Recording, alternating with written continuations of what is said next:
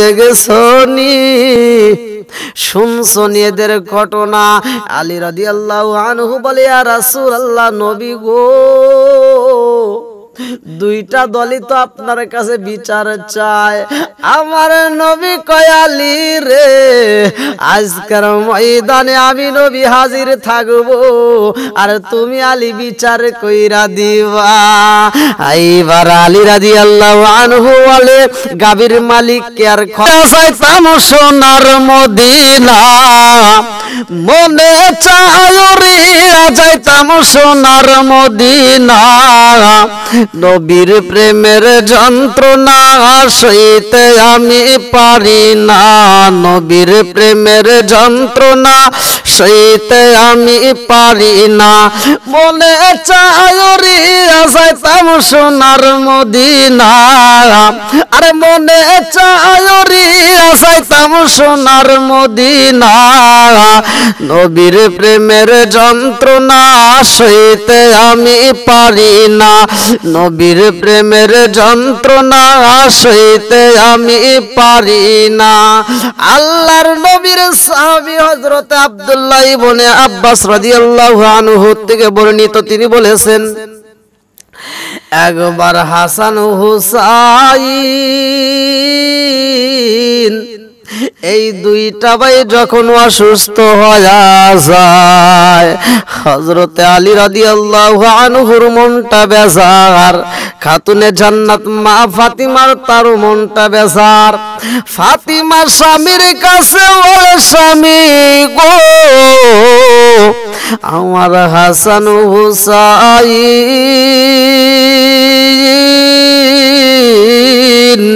অসুস্থতার মধ্য দিয়ে খাবার খাইতে পারে না, ঘরে এমন কোনো ভালো খাবার নাই যেই খাবারটা আমি হাসান হুসাইনের সামনে দেব।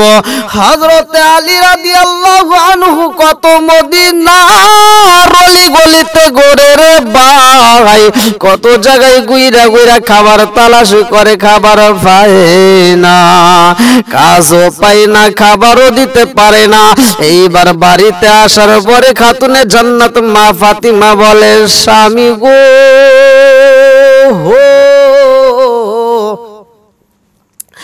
আমার দুইটা নয়নের মণি হাসান হুসাইন, দুইটা ভাই অসুস্থ গো স্বামী, আমি চাই আমার আল্লাহ যদি আমার সন্তানকে এই মুহূর্তে সুস্থতা দান কইরা দেয়, আমি আর আপনি দুইজন মিলে আমরা তিনটা রোজা রাখতে চাই, আমরা শুকরিয়া তান তিনটা রোজা আমরা রাখতে চাই। এইবার হযরত আলী রাদিয়াল্লাহু আনহু বলেন, ও ফাতিমা গো, তুমি যদি শুকরিয়া তান তিনটা রোজা রাখতে চাও, আমিও রাখবো, স্বামী স্ত্রী দুজন মিলিয়ে রোজা রাখতে চায়। এইবারে ফাতিমা কই, স্বামী গো,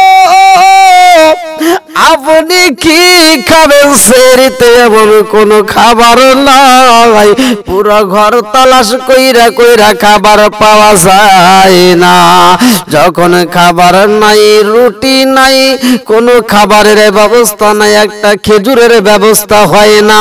এইবার স্বামী স্ত্রী দুজন মিলিয়া গো মস্কের ভিতর পানি ছিল, পানি পান করিয়া, আরে হাসান হুসাইন দুইটা ভাইয়ের জন্য শুকরিয়া তান তিনটা রোজা রাখার নিয়ত কইরা বালাইছে গো। ইন্নামাল আমালু বিন্নিয়াত, বান্দা যেই কোনো কাজ করুক না কেন নিয়তের উপরে নির্ভরশীল। আমার রাসূল বলেছে, ইন্নামাল আমালু বিন্নিয়াত।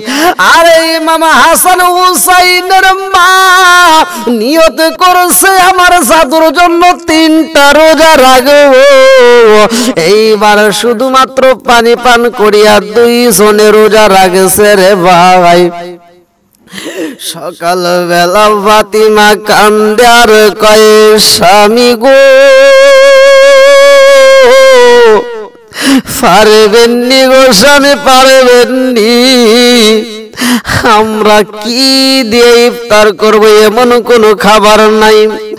ও স্বামী, আপনি পারবেন নি আমাকে কিছু কাজ দেওয়ার জন্য? আপনি যান ইহুদির বাড়িতে, আপনি যাইবেন। আমি ইহুদির বাড়ির কাজ করতে চাই। ইহুদির নামটা কিতাবের ভিতর উল্লেখ করা হয় সামাউন। সামাউন নামক ইহুদির বাড়িতে যাইয়া হযরতে আলী রাদিয়াল্লাহু আনহু ইহুদিরে ডাক দিয়া কয়, ভাই রে ভাই, ও সামাউন ভাই, তোমার বাড়ির ভিতর কোনো কাজ আসেনি? তোমার বাড়ির ভিতরে যদি কোনো কাজ থাকে গো, কাজটা আপনি আমারে দিতে পারেন। আল্লাহর নবীর বিটি খাতুনে জান্নাত মা ফাতিমা কাজ করতে চায়। আপনার কাছে এমন কোন পশম যদি থাকে, সেই পশমের বিনিময় আমার বিবি কাজ করে পারিশ্রমিক নিতে চায়, ওই পশম দিয়ে সুতা তৈরি করতে চায়। এইবার সামাউন নামক ইহুদি কয় হযরতে আলীর দিকে তাকাইয়া, নবীর বিটি খাতুনে জান্নাত মা ফাতিমা কি কাজ করবেন নি? এইবার আলী রাদিয়াল্লাহু আনহু কয়, ফাতিমা আমার কাছে ওয়াদা দিছে গো, আপনার কাছে যদি কোনো পশম থাকে দিতে পারেন। এইবার ইহুদি 3 সা পরিমাণে 1 বস্তা যদি পশম দিয়ে সুতা তৈরি করে দেয়, 3 সা জব দিবে। এইবার 1 বস্তা পশম নিয়ে হযরতে আলী রাদিয়াল্লাহু আনহু মাথায় নিয়ে যখন রওনা দিছে রে ভাই, আশেপাশে ডাইনে বামের কত লোকজনেরা দেখা কয়, দেখো দেখো দেখছনি নবীর জামাতার ঘরে খাবার নাই। ইহুদির বাড়ি কাজের জন্য এই মুহূর্তে তিনি কি করলো, 1 বস্তা পশম নিয়ে রওনা হয়েছে, এই পশম দ্বারা সুতো তৈরি করবে। এইবার হযরত আলী রাদিয়াল্লাহু আনহু বলে, আমার নবীর বিটি খাতুনে জান্নাত মা ফাতিমা পারিশ্রমিকের বিনিময় এই পশম দিয়া কাজ করতে চায়, এই কাজ করার কারণে পারিশ্রমিক মজুরি পাইবে। এইবার বাড়ির ভিতরে যাইয়া যখন পশমটা নামায়া দিছে গো, খাতুনে জান্নাত মা ফাতিমা পশমটা হাতে নিয়া বস্তার 3 ভাগের 1 ভাগ কাজ কইরা ফালাইছে। এইবার বিকাল বেলা ফাতিমা প্রাণের স্বামীর ডাক দিয়া কয়, স্বামী গো, পারবেন নি? আমি 3 ভাগের 1 ভাগ কাজ করেছি, বিনিময়ে আপনি 3/4 অংশ নিতে পারবেন, অর্থাৎ 1 সা পরিমাণ আপনি জব আনতে পারবেন।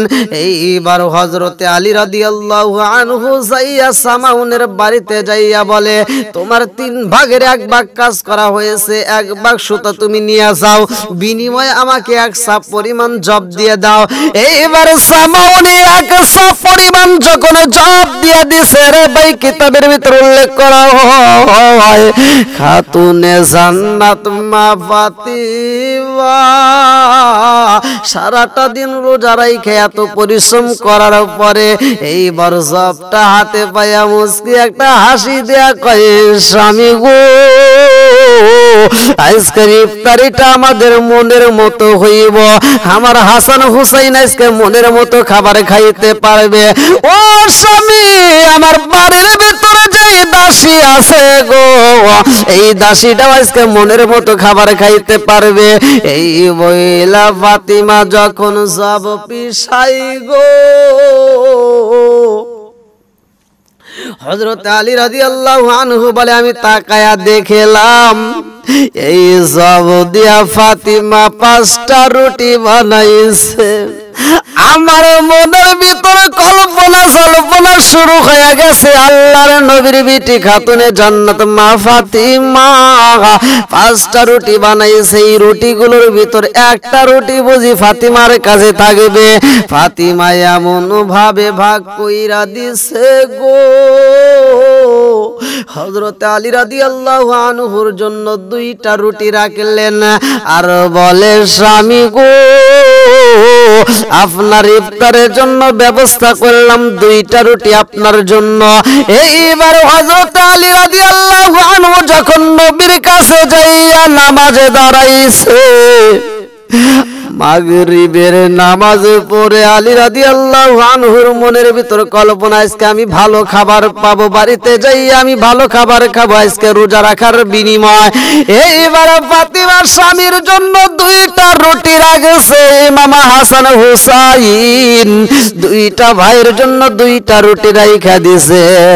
যেই দাসীটা বাড়ির ভিতর ছিল, দাসীর জন্য 1টা রুটি, মোট 5টা রুটি শেষে একটাও তার কাছে নাই। ফাতিমা খাবে এমন কোন খাবার তার কাছে আর নাই। 5টা রুটি ভাগ করার পরে এইবার আল্লাহর নবীর বিটি খাতুনে জান্নাত মা ফাতিমা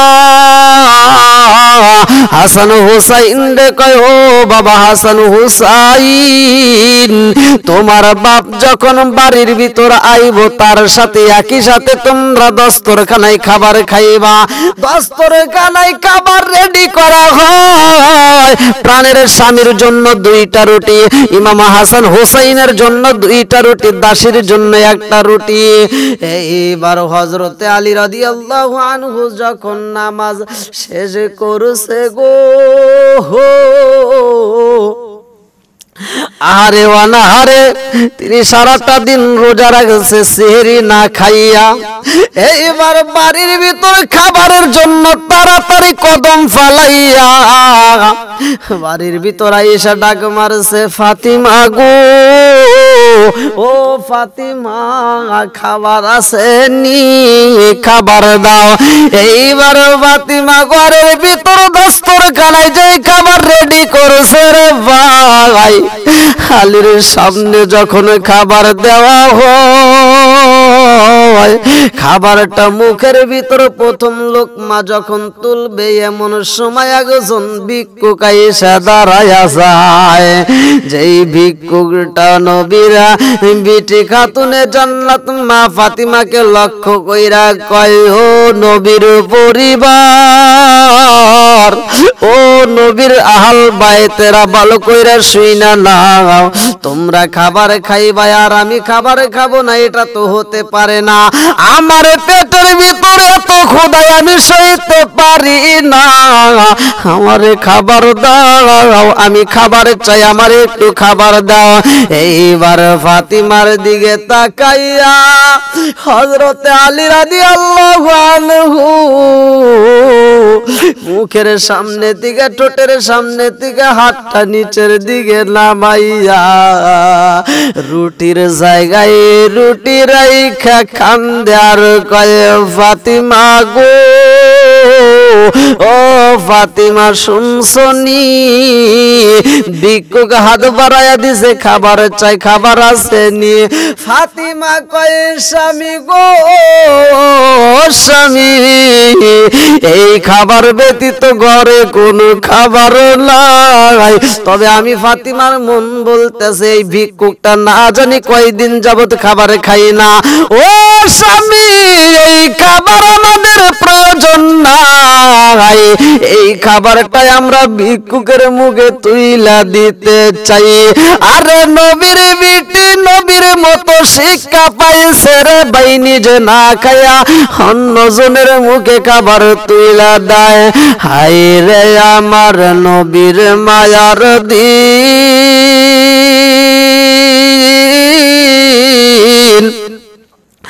উম্মতেরি সামনে আসি হইতেছে বিলীন। হায় রে আমার নবীর মায়ার দিন, উম্মতেরি সামনে আসি হইতেছে বিলীন। ফরমায়াছেন হযরতে আয়েশা খাতুন,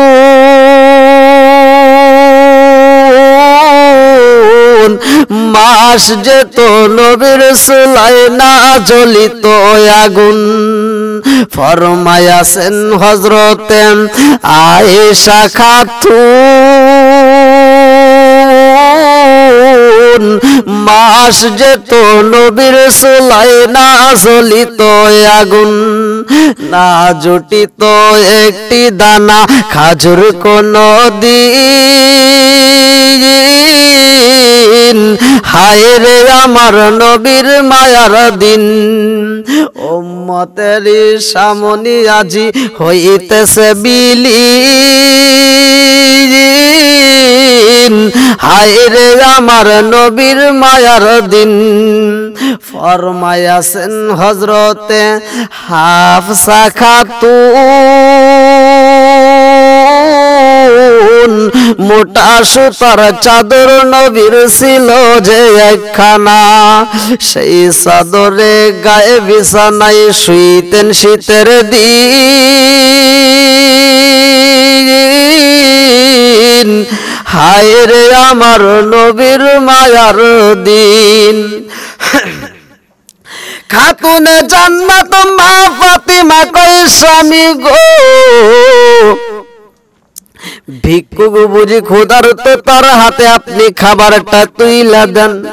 5টা রুটি ছিল গো, পরিবারের কারো পেটে খাবার যায় নাই। পরিপূর্ণ খাবারটা যখন ভিক্ষুকের হাতে তুইলা দিছে রে ভাই, ভিক্ষুক বলে ও নবীর পরিবার, আমার আল্লাহ তোমাদেরকে জান্নাতের খাবার পৌঁছায়া দিবে। এইবার দ্বিতীয় দিন রোজা রাখবে, ঘরে কোনো খাবার নাই। ফাতিমা সেহরির সময় স্বামীর দিকে তাকাইয়া কান্দে আর কয় স্বামী গো, শুকরিয়াতান 3টা রোজা রাখতে চাইছি, একটা রোজা হয়েছে, আর একটা রোজাও আমরা পানি পান করে আমরা থাকতে চাই। আরে সেহরিতে ঘরের ভিতরে একটা রুটি নাই, একটা খেজুর নাই, খাওয়ার মতো কিছুই নাই। ফাতিমা এইবারও পানি পান করিয়া দুইজন মিলিয়া যখন রোজা রাখছে রে ভাই, পরের দিন কাজ করার কারণে আবার 100 পরিমাণ জব পাওয়া যায়। এই জব দিয়ে আবার আটা বানাইয়া পিসাইয়া সুন্দর করে যখন রুটি তৈরি করছে, এই রুটি বানাইছে পরের দিন আবার 5টা 5 ভাবে সুন্দর করে বানাইয়া হযরতে আলী রাদিয়াল্লাহু আনহুর জন্য 2টা, ইমাম হাসান হোসেনের জন্য 2টা, দাসীর জন্য একটা, নিজের জন্য একটাও রাখে না। পুরা রুটিগুলো আলাদা করে সুন্দর করে ভাগ করেছে। আর ইফতারের মুহূর্তে এমন একজন ভিক্ষুক আইছে রে ভাই, কিতাবের ভিতর উল্লেখ করা হয় যেই ভিক্ষুকটা আছে তিনি ছিল ইয়াতিম। এই ইয়াতিম অসহায় মানুষ যখন দরজার সামনে দাঁড়াইয়া খাবার চাইছে, ওয়ালা ইয়াউদ্দু আলা তুআমিল মিসকিন,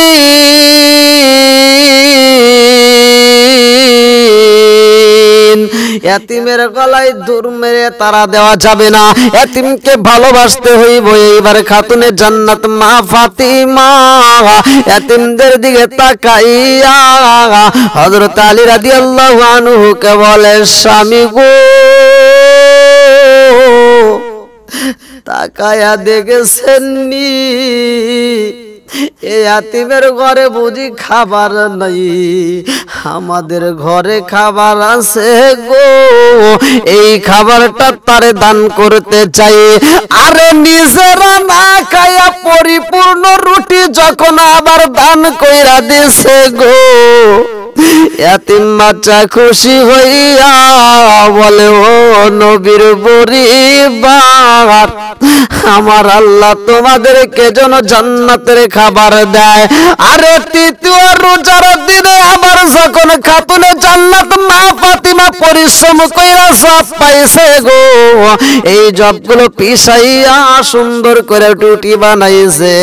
তৃতীয় দিনও একই খেলায় আমার আল্লাহ খেলেছে। আবার এমন একজন ব্যক্তি আইছে গো, যেই ব্যক্তিটা নবীর পরিবারের সামনে দাঁড়াইয়া বলে, হে নবীর পরিবার, পারবেননি আমারে কিছু খাবার দিতে? ও নবীর পরিবার, আমি হইলাম যুদ্ধবন্দী একজন অসহায় মানুষ, আমার ঘরে খাবার নাই, আমারে কিছু খাবার দিতে পারবেননি? আরে ইমাম হাসান হুসাইনের জন্য একটা রুটি রাখে নাই, পরিপূর্ণ রুটিটা যখন দান কইরা দিছে গো, ইমাম হাসান হুসাইন সকালবেলা দুইটা ভাই কান্দার কয়, মা পেটের ক্ষুধা সইতে পারি না, খাবার আসেনি, তাড়াতাড়ি খাবার দাও। আরে সন্তান যখন মায়ের সামনে খাবার চায়, একটা খেজুর দিবে এমন কোন ব্যবস্থা নাই। খাতুনে জান্নাত মা ফাতিমা কান্দার কয়, ও হাসান হুসাইন, তোমরা দেরি কইরো না, যাও তোমার ইয়াতিম নানার সামনে যাও। ও হাসান হুসাইন, জাননি আমার বাবার চেহারার দিকে তাকাইলে পেটের ক্ষুধা থাকে না, যাও তোমাদের মুখের দিকে তাকাই আমি সইতে পারি না। আল্লাহ বলে, ও জিবরাইল, বাতাস করো ফাতেমার গায়ে, হায়রে বাতাস করো ফাতেমার গায়ে, ছেলের সুখে জ্বলছে রে আগুন, এ বাতাসে কি ঠান্ডা হয়। উড়ে যাও রে জোর কবুতর, উড়ে যাও রে জোর কবুতর, মা ফাতেমা কেন্দে কয়, হায় রে মা ফাতেমা কেন্দে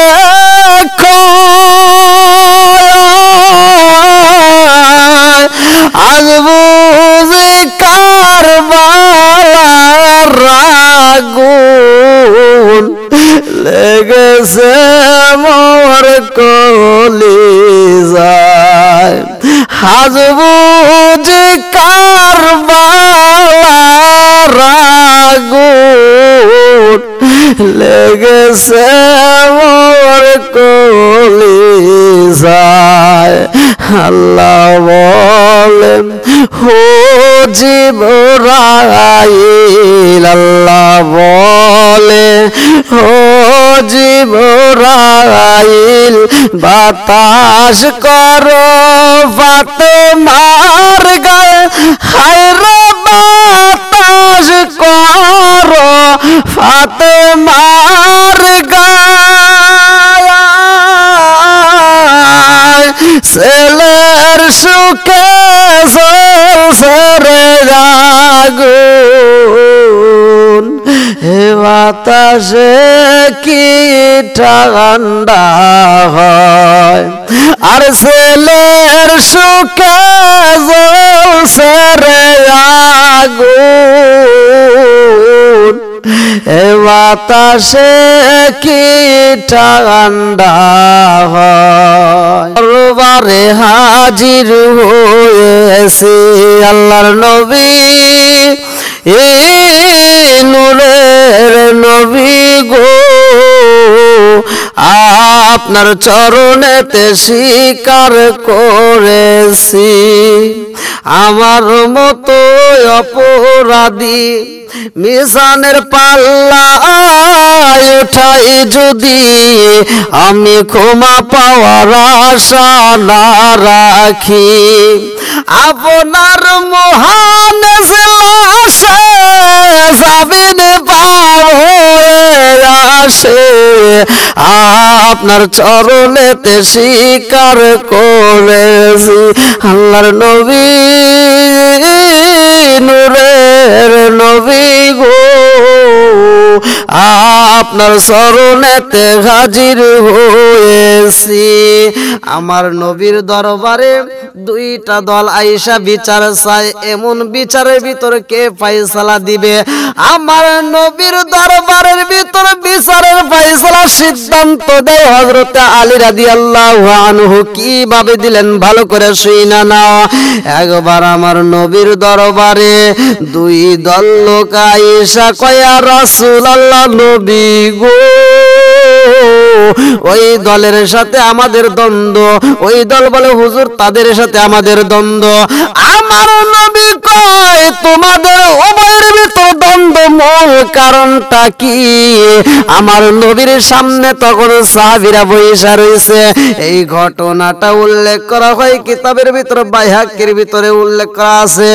এইবার আমার নবীর সাহাবী হযরত আলী রাদিয়াল্লাহু আনহু তাদের দিকে তাকাইয়া, আমার নবীর দিকে তাকায় একবার, তাদের দিকে আবার নবীর দিকে। কারণটা হইল এই সিদ্ধান্ত আমার নবী আলীরই দিতে বলবে। একদল বলিয়া রাসূলুল্লাহ, নবী গো,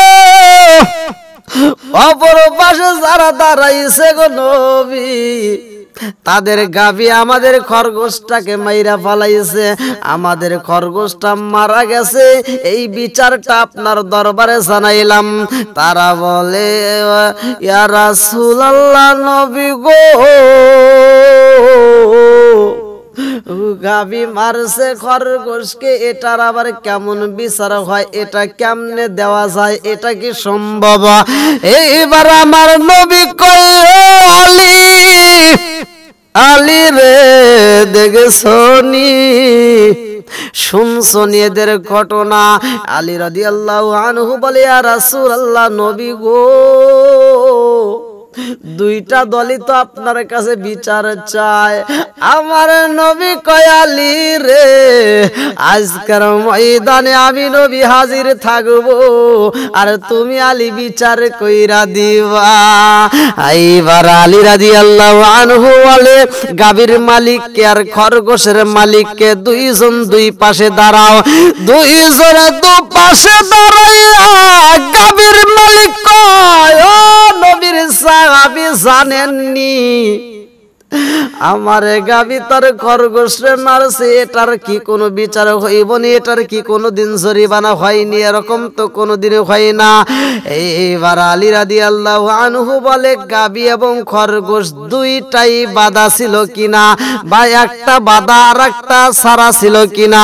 এইবার খরগোশের মালিক কয়, ও নবীর সাহাবী, আমার খরগোশটা বাঁধা ছিল গো, তার গাবি বাঁধা ছিল না। আমার খরগোশটা বন্দী ছিল, বাঁধা ছিল, তার গাবিটা বাঁধা ছিল না। গাবির মালিক বলে, ও নবীর সাহাবী, খরগোশ বাঁধা ছিল এটা সত্য, কিন্তু আমার গাবিটা বাঁধা ছিল না। আমার গাবি হাঁটতে হাঁটতে যাইয়া ওই খরগোশটাকে মাইরা পালাইছে। নবীর সাহাবী কয়, খরগোশ বাঁধা, গাবি বাঁধা ছিল না। আজকের এই বিচারের ময়দানে গাভীর মালিকে এই জরিমানা দিবে, কারণ গাভীর মালিকের এইটা দোষ। গাভী বাঁধা ছিল না, খরগোশ বাঁধা, খরগোশের মালিকের এইখানে দোষ হতে পারে না। এই বিচার শোনার সাথে সাথে আমার নবী একটা মুস্কি হাসি মারছে। কারণটা হলো, আমার নবী বলছে, আনা মাদিনাতুল ইলমি আলিগুন বাবুহা, আমি হইলাম ইলমের শহর, আর সেই শহরের মেইন দরজায় আমার আলী। আজকে আলী এমন বিচার করছে গো, যেই বিচারের রায় দেখায় আমার নবী একটা মুস্কি হাসি দিয়া কয়, এই জগৎবাসীরা রে, শুইনা নাও, আমার আলীরে যারা ভালোবাসবে, আমি নবীরেই তারা ভালোবাসবে। আমার আলীরে যারা কষ্ট দিবে গো, আমি নবীরেই তারা কষ্ট দিবে। আজকে আলী এমন বিচার করেছে গো, যেই বিচার আমি নবী করতাম, একই বিচার আমার আলী করছে।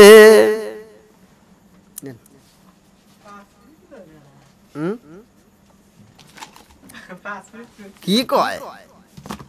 5 মিনিটই হয়েছে অনেক হয়েছে শোনা এই 5 মিনিট আছে ভালো লাগে